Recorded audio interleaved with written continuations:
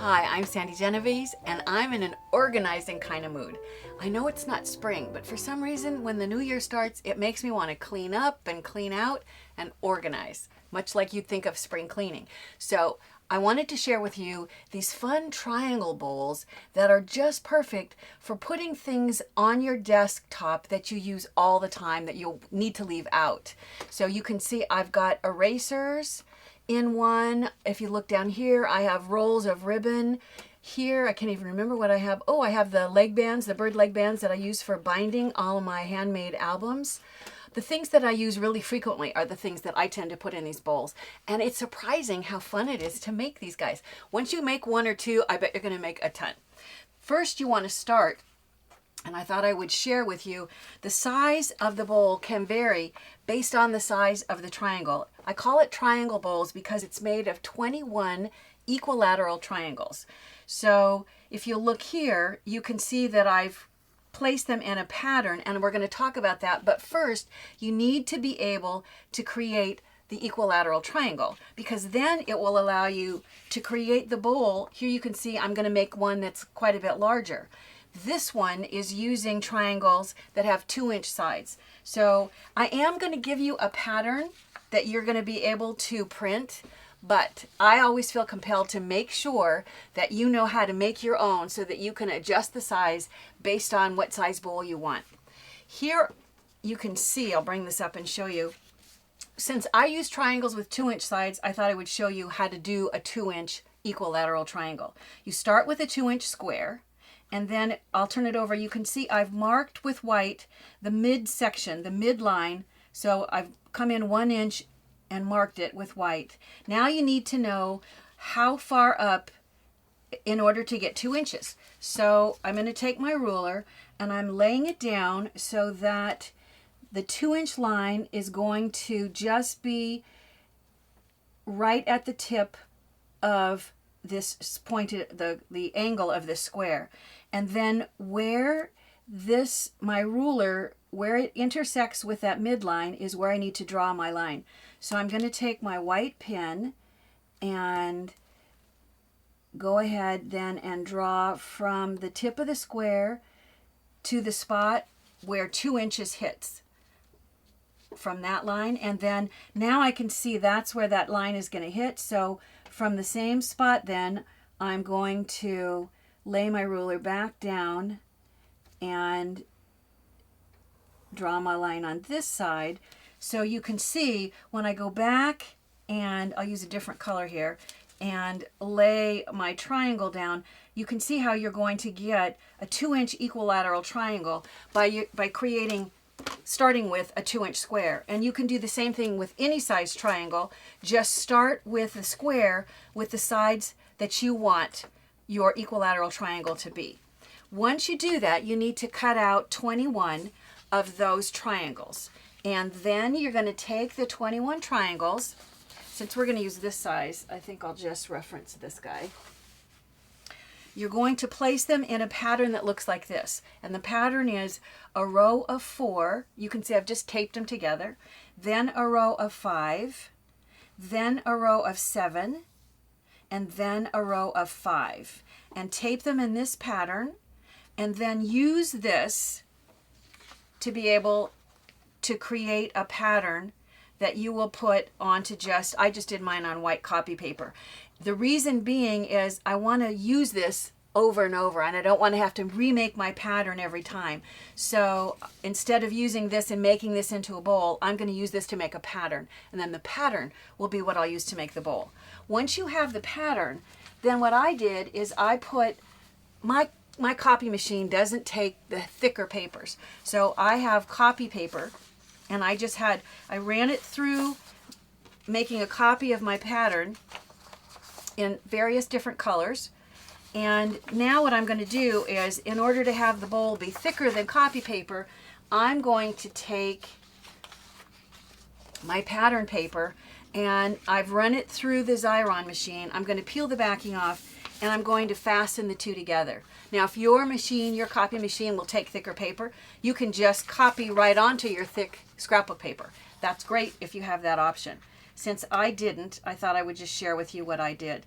So when I'm going to fasten a whole sheet like this, what I usually do is I just remove only the top portion of the backing so that I can avoid bubbles. So now I'm going to take this, make sure that you have the pattern. I'm going to lay it down and I'm going to align the top with the edge and press. And I'll try to turn this so you can see. And now what I'm going to do is just pull this backing away a little bit at a time. It's kind of like shelf paper in your kitchen. You don't want those nasty wrinkles and bubbles. And by doing it gradually like this, it's a way you can avoid that. So I now end up with thick enough, a nice thick substance that I can use in order to cut apart and create my bowl. I am going to cut it apart, but I think it's a little bit easier to go ahead and put my score lines before I actually cut it out. And actually, one of the things on the pattern that I should mention, let me pull my pattern back out here and show you. You're going to need to know where you need to cut. Now, obviously, you're going to cut around the outside edge. But on the interior, I've used dotted lines to mark the places that you're going to cut on the interior. If you're making your own, if you look at the tips of the design that you've created, you're going to count by threes. So starting from either tip, if I start with this one, I'm going to count triangles. 1, 2, 3, and then a dotted line, which will end up being a cut line. 1, 2, 3, and a cut line. 1, 2, 3, and a cut line. 1, 2, 3, a cut line. 1, 2, 3. Now this is already where I'm going to cut my outside, so I come in and I put my cut line here. So that will tell you where you're going to cut into the pattern in order to create the bowl, the sort of the geodesic shape. Now that you've understood where to put those dotted lines on your pattern, let's go back to this.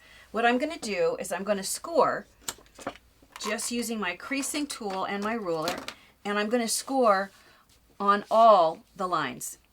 Even I'm going to go ahead and score on the cut lines just because the ruler's there. I'm not going to score on the outside where I'm going to cut, but I'm going to go through each line and score.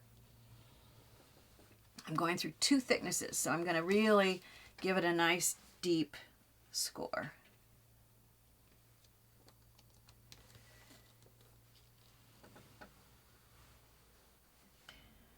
Now this should be the final score line. I'll look at the back of the pattern because I'll be able to see my score lines a little bit easier if I flip it over in order to make sure that I've scored everywhere. And it looks to me like I have. So I've scored going this direction, going this direction, and going this direction on all of the lines. And I've even scored right over the lines I'm going to cut because it's not going to matter. Now it's easiest to go and cut out the whole thing around the outside edge. I am not going to cut just yet into the pattern itself. Believe it or not, I find it easiest to do all of the folding while it's still one big piece and I don't have any little cuts into the pattern itself. So I'm going to cut all the way around the outside, then I'm going to fold, and then I'm going to go back and cut out on all my dotted lines.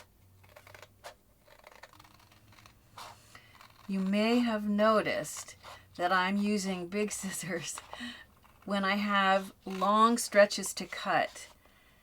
It seems like it goes a little bit faster, and I'm actually a little straighter with my cuts when I use these big guys for that. So I've now cut it out. I've scored it. It's already attached so that it's double-sided with, good color on both sides. Before I cut into it, I think it's easiest to do all the folds. So I want my black paper to be on the outside. So I'm going to make them, if you think of it, if this is the inside, they're all going to be valley folds. If you're looking at it from the black being the top, they're mountain folds to the black side, and they're valley folds to the other side, the pink side. You may not be able to see because black doesn't show up all that well on camera, but I can easily, as well as looking at these lines on the inside, I can also see my fold lines. Now, I kind of decided that since I have black on the outside, I left my pattern with black lines on the inside so that I'll have those divider lines. I think that I'll see when it's made up if I like it, but if you don't want the black lines on the inside to show, then use pencil when you do your pattern, and that way you'll get a fainter line that won't show so much. So you can see I folded going on all my score lines this way. I folded going this way. Now I need to fold going this way.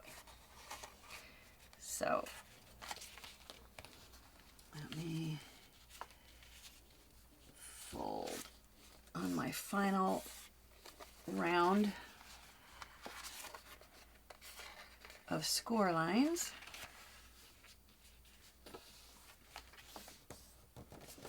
If you have kids in your house that are learning geometry, this would be a great thing for you to do with them.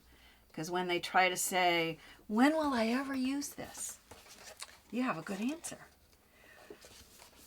Okay, now that I have folded on all of the score lines, now I think it's easiest to go back and cut on the perforations.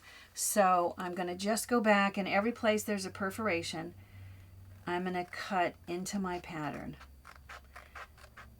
So there's one, and then I'll just keep working my way around.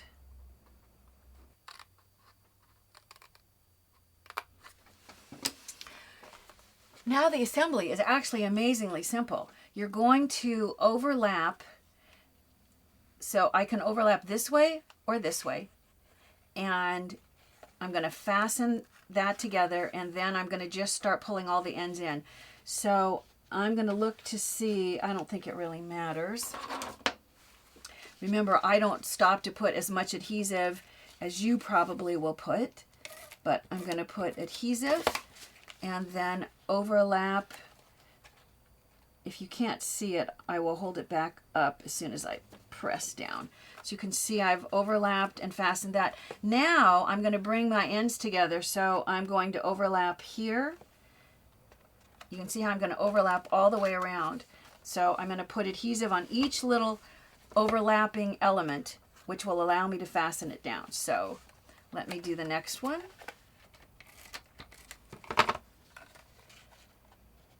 And overlap it. And then the next one. And overlap it. I'll keep going with my adhesive on these overlapping flaps.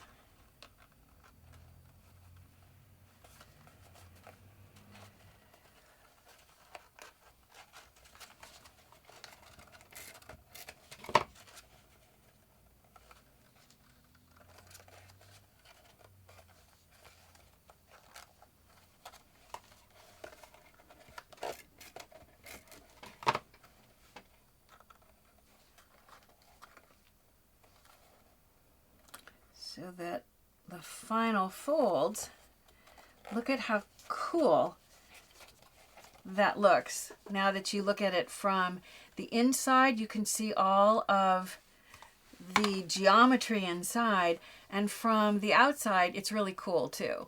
And then you're just going to take, and let's say you have brads that you use all the time that you want to keep on your desktop. It's so cool and so simple. Look at how fun that is. And I'm going to set this, nest this over here next to, you can see I've got paper clips I'm going to make bowls for. I've got rubber bands I'm going to make bowls for. I am going to go crazy making bowls. You know, if the new year finds you in an organizing mood, you're going to love these triangle bowls for everything from paper clips to rolled ribbons.